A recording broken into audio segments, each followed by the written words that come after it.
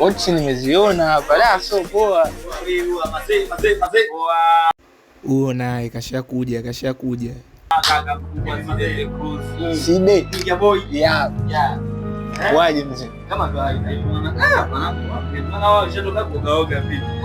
mbona kama katoka guest sasa hivi.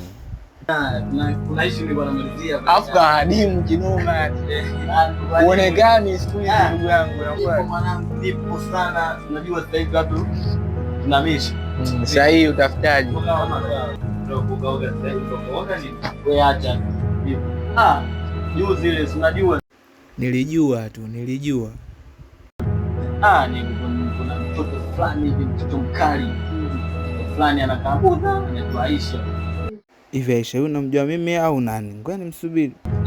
Huyo mtoto mama yangu songea sana. Huyo mtoto juzi nilikuwa na geto, unajua nikapita kwa nazo geto.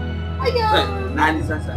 Aisha huyu unamjua? Aisha kinachojishaua kile huyo.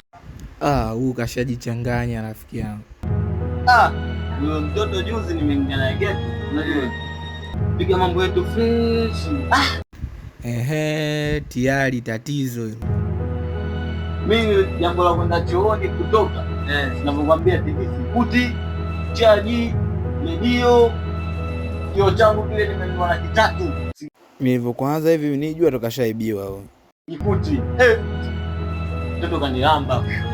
Vitu vyote. Usipiga shoti. Kashachukua umeme mapema. Zaidi wanazijua lakini na story gani? Story zake vipi? Yule usimwone alishaua tu. Ana mambo yake ya chini. Kwa mwanangu vipi? Vipi umepata hujapata? Mimi ndo namsaka na nitafuta. Ila sitaki kuongea. Mbona kama ananiteta? Sana. Nielekezeni. Poa mimi yani wewe basi. Funge sana basi. Wewe basi. Yani ndo shughuli imeisha. Weka vipi baki ndani?